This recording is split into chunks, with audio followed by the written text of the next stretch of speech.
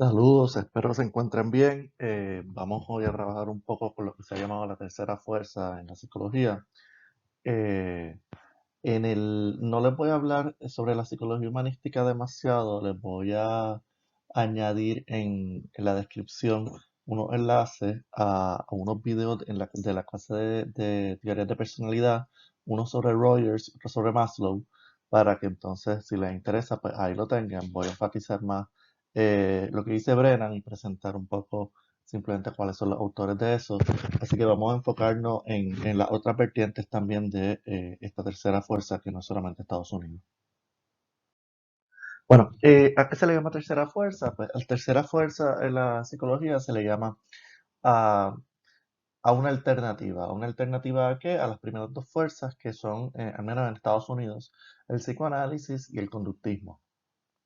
¿Ok? ¿Por qué son fuerzas? Porque llegaron a ser en sus respectivos campos bastante hegemónicas, es decir, dominantes, ¿no?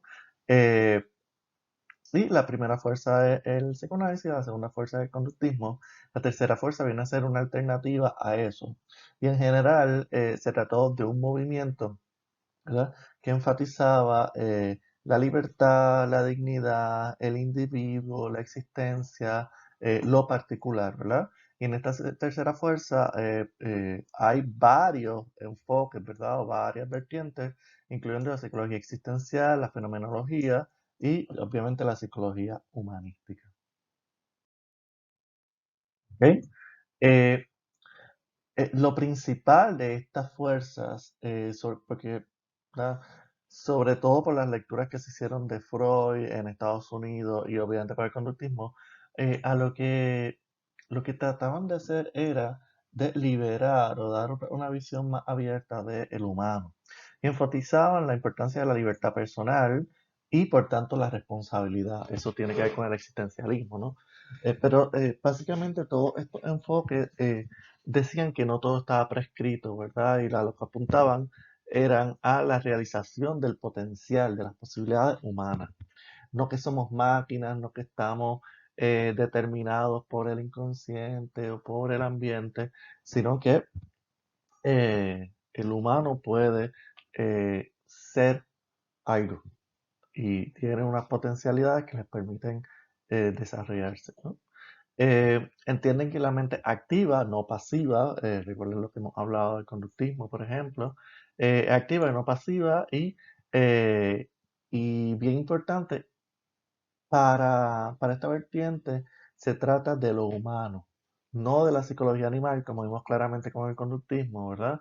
Sino de cosas específicamente humanas. ¿Ok? Y en ese sentido, la cognición humana, la evolución humana, el juicio humano, ¿no?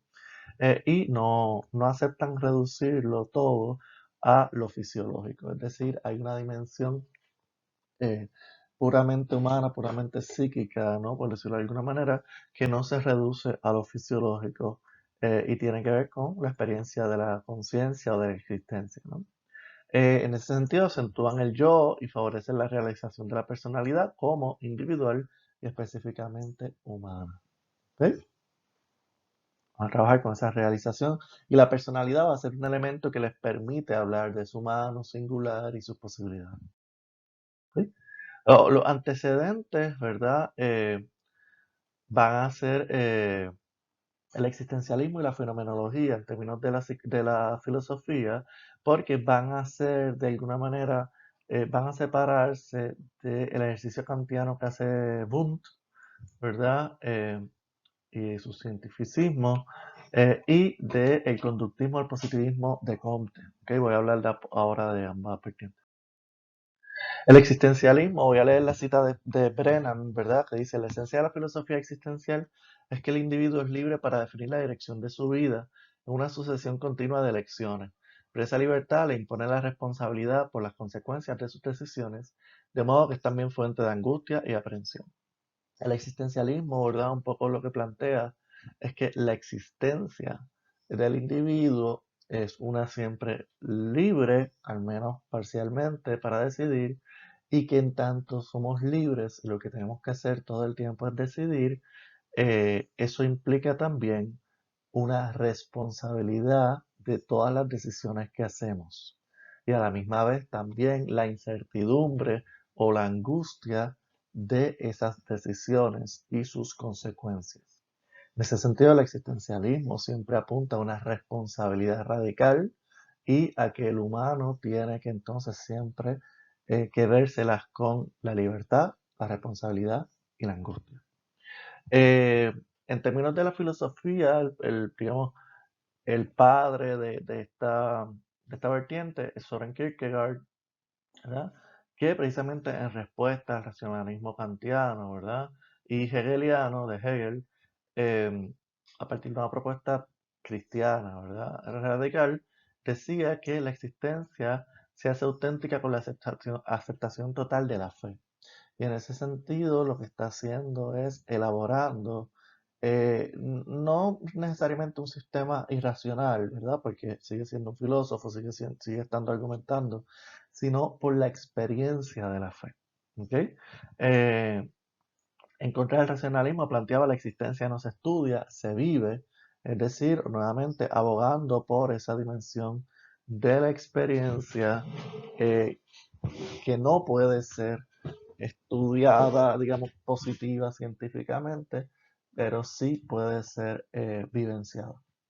Propuso 3 niveles de vivencia: el estético, es decir, todo lo que tiene que ver con el placer y el dolor, que si se recuerdan es el nivel utilitarista; el ético, que es el que indica, ¿verdad?, que tenemos que escoger entre los valores de la vida y aceptar la responsabilidad de las consecuencias, es decir, el de la libertad y de la responsabilidad; y el religioso, donde el individuo se separa de la moral social para escoger a Dios, es decir, hay una elección radical que implica la angustia.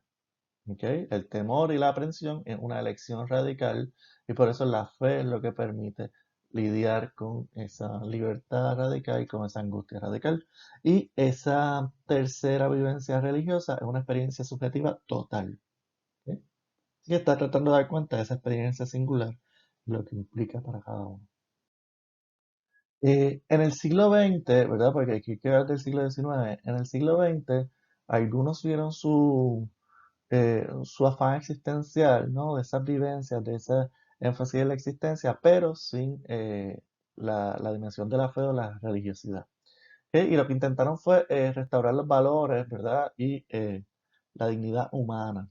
Sobre todo esto porque fue después de la Segunda Guerra Mundial, ¿verdad? Con todas las atrocidades y este intento de universalizar, totalizar una mirada sumamente, entre comillas, científica. No sé si saben algo, pero los nazis tenían un programa científico muy agresivo que resultó ser muy pseudocientífico, ¿no? Eh, el principal existencialista del siglo XX, el más conocido, Jean-Paul Sartre, ¿verdad? Se casó con Simone de Beauvoir, que es una de las madres del movimiento eh, feminista de los años 50, existencialista también.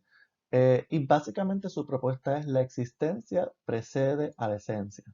Y por ejemplo, para que vean el caso que Beauvoir plantea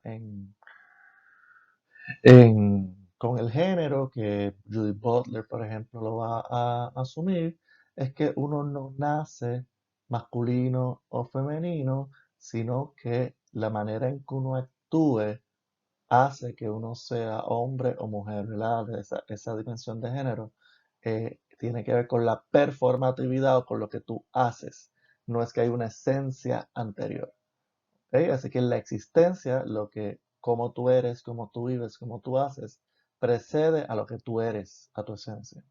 Eso, si leen a Foucault, toda la dimensión performativa, si leen a Sartre, Simone de Beauvoir, Judith Butler, todos tienen en común esa dimensión que de alguna manera rompe con, digamos, lo preestablecido.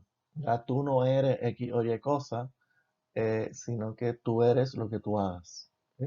Les leo una cita de Brennan, dice: somos libres de elegir, pero debemos aceptar la responsabilidad de nuestras elecciones. La única compulsión de la vida es escoger. Para Sartre, eh, es casi como una tiranía de la libertad. Solamente todo el tiempo estamos escogiendo, ¿verdad? Y elegir implica dar cuenta, ¿verdad? O tener que lidiar con la angustia, con la náusea, ¿verdad? Con la dificultad que implica asumir plenamente la existencia. Y de hecho eso explica muy bien por qué algunos prefieren someterse, ¿verdad? Porque te libera de la angustia de tener que elegir, aunque te somete a un padecimiento. Otros exponentes del existencialismo en el siglo XX, Albert Camus, importante existencialista también de mediados de siglo.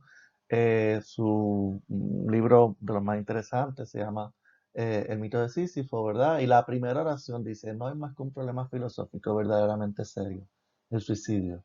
Juzgar si la vida vale o no vale la pena es responder a la pregunta fundamental de la filosofía. Fíjense que es un movimiento radical, obviamente hay una dimensión eh, que parece muy pesimista. Sin embargo, es todo lo contrario. Los existencialistas, ¿verdad? Plantean la dificultad, la angustia, la náusea, toda esta dimensión negativa. Sartre plantea que el infierno es el otro y todo este tipo de cosas, pero eh, es todo lo contrario, porque fíjense que Camus lo que plantea es el problema es el suicidio. ¿Por qué? Porque si la vida no vale la pena vivirla, pues entonces hay que acabar con ella. Pero si entendemos que mínimamente vale la pena, pues entonces hay que vivir a la altura de esa decisión. Y en ese sentido lo que está diciendo, él nunca se suicidó, ninguno de los otros existencialistas tampoco, lo que está diciendo es, si decides vivir, recuerda que eso siempre es una elección eh, y que tienes una responsabilidad ante ello. Y no es que tengas que ser Superman, ¿verdad? O el próximo Freud o el próximo lo que sea, ¿verdad? Sino que entiendas que eso siempre es una elección y le des el valor que tiene. Y en ese sentido, invita a vivir, no invita a morir. No obliga a vivir, pero sí invita a vivir. Y me parece que al menos una reflexión importante, porque eh, usualmente pasamos de largo, ¿verdad? Y como dicen por ahí, vivimos sin vivir. Y es lo que plantea, ¿verdad? Si aceptas la existencia, pues entonces dale valor. Dale valor. Carl Jaspers, también un psiquiatra importante en esta perspectiva, definía la filosofía como una búsqueda de la libertad, la historia y la posibilidad de un significado en la vida. Igualmente enfatizaba la dimensión, ¿verdad?, de la existencia individual y el sentido eh, que le damos a nuestra vida a partir de esa libertad y esa posibilidad. Ok, en cuanto a la fenomenología, es un poco distinto, ¿verdad? La fenomenología, entiendo que ya lo habíamos mencionado un poco cuando hablamos de la conciencia.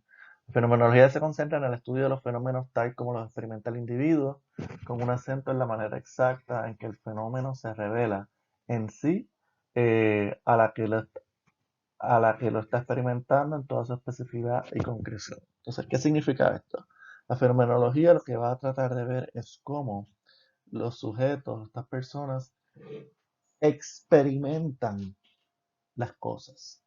Si se recuerdan la fenomenología, un poco lo que plantea, que es lo que digo ahora de Husserl, que es uno de sus eh, principales o el padre de la vertiente, eh, la conciencia siempre es conciencia de un objeto. Y la conciencia en ese sentido siempre apunta a lo que Husserl llama una intencionalidad. Es decir, si yo estoy consciente de algo es porque tengo una intención con algo. Entonces, todo fenómeno, ¿verdad? O todo momento que yo puedo captar, lo que me da cuenta es de cómo un acto consciente se dirige a un objeto y por tanto a la experiencia, a la intencionalidad de ese objeto y la manera singular en que cada uno experimenta esos objetos. En ese sentido, la fenomenología de Husserl estudia la experiencia y la subjetividad sin reducirla a elementos naturales o fisiológicos, sino a esa experiencia singular de los fenómenos. ¿Sí? Eh, a partir de la fenomenología, en el siglo XX surge lo que se llama la psicología existencial fenomenológica, ¿verdad? Y es una aplicación de los principios filosóficos mencionados anteriormente, intencionalidad, experiencia, etcétera, objeto. Y Brennan resume los principios, me parece importante, ¿no? Esta vertiente de la psicología eh, dice que la personalidad se considera, la persona, perdón, se considera un individuo que existe como ser en el mundo. La existencia de cada quien es un término de Heidegger que no lo presenté porque es más complicado, ¿verdad? Pero un pensador alemán muy controversial, pero que en términos de la filosofía del siglo XX fue sumamente importante. Eh, y él plantea del ser ahí, el Dasein, de ser en el mundo. Y en ese sentido, la existencia de cada quien es única y refleja sus percepciones, valores y actitudes. Si se fijan, lo que está tratando es de fijarse en lo singular, lo particular de cada individuo. Dos, el individuo debe ser tratado como producto del crecimiento personal, no como una instancia del ser humano en general, es decir, no puedo reducirlo en un universal. En consecuencia, la psicología debe ocuparse de la experiencia individual de la conciencia para entender la existencia humana. En ese sentido, yo lo que estoy haciendo es tratando de entender la existencia particular de esa persona. No decir, ¿verdad? Esto es como le pasa a todo el mundo, o esto es, tú eres tabula rasa, ¿verdad? Sino cuál es tu experiencia. Eh, Tres, la persona avanza por la vida luchando por contrarrestar la, disculpen, se supone que diga despersonalización de la existencia en la sociedad que la ha llevado a la alienación subjetiva, a la soledad y la ansiedad. Es decir, en ese sentido, la lucha de la existencia personal con la existencia colectiva y con esa, eh, con la elección. Recuerden que ¿no? De la separación de la norma social con la lucha y la elección que implica el tomar una postura ante lo social. Y eso puede implicar angustia.